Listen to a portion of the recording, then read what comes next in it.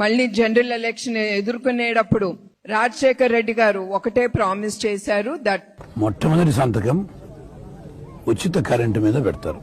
So చాలా మంది నాకు చెప్పారు, మేడం కొంచెం సార్ కి చెప్పండి, ఆ ఫ్రీ పవర్ ఇచ్చేస్తే మనం కూడా గెలిచిపోతామని. నేను సార్ కి చెప్పాను, చంద్రబాబు నాయుడు గారికి, ఏంటి ఇట్లా ఫ్రీ పవర్ ఇస్తే తప్పకుండా మన తెలుగుదేశం మళ్ళీ పవర్ లోకి వస్తుందని చాలా మంది సూచనలు ఇచ్చారు. మీరు తప్పకుండా అది ప్రామిస్ చేయండి, అది ప్రామిస్ ఇచ్చిన తర్వాత ఎలక్షన్ అయిన తర్వాత చూసుకోమంటున్నారని ఒకే మాట అన్నారు, I will not make the public a pool. రాష్ట్రంలో రైతులకు ఉచితంగా కరెంట్ ఇవ్వడమనే కార్యక్రమం చేస్తున్నామని మనం చేస్తున్నాం.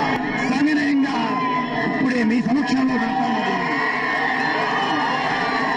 ఆ రోజు వైఎస్ రాజశేఖర రెడ్డి మాటలు వింటే మీరు విద్యుత్ వైర్ల మీద బట్టలు ఆరేసుకోవాల్సి ఉంటుందని చంద్రబాబు నాయుడు గారు చెప్పారు. కానీ వైఎస్ రాజశేఖర రెడ్డి గారు ఆ హామీని అమలు చేసి చూపించిన తర్వాత ఇప్పటికీ కూడా రెండు రాష్ట్ర ప్రభుత్వాలు ఆ హామీని అమలు చేస్తూ ఉన్నాయి. చంద్రబాబు నాయుడు గారు ఈ రోజు కూడా ఆ హామీని అమల్లోనే ఉంచారు కదా. అంటే వైఎస్ రాజశేఖర రెడ్డి గారు ఇచ్చిన హామీ అన్నది తప్పుడు హామీ కానే కాదు అన్నది నిర్ధారణ. ఒకే మాట అన్నారు, I will not make the public a fool and in return I don't want to be a pool.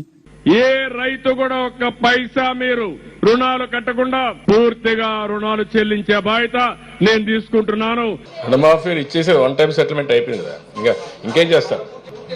పూర్తిగా చేస్తారే, పూర్తిగా చేస్తాను ఎవరు చెప్పారు? నువ్వు చెప్పుకోండి. ఇట్లా సూపర్ 6 ప్రోగ్రామ్ తీసుకొచ్చాం.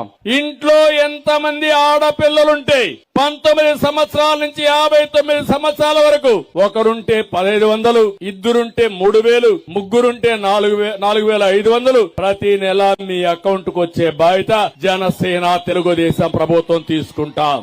ఆడబిడ్డ అనేది P4 లింక్ చేశాం కాబట్టి 6 సూపర్ 6 అయిపోయినాయి. ఇంకెవడన్నా సూపర్ 6 మాట్లాడితే అతనికి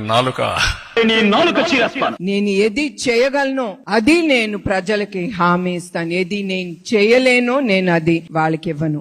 చెయ్యాలంటే ఆంధ్రాని అమ్మాలి, ఇంకా ఆలోచన చేస్తుంది. నవ్వు ఆపుకుంటున్నావు కదరా.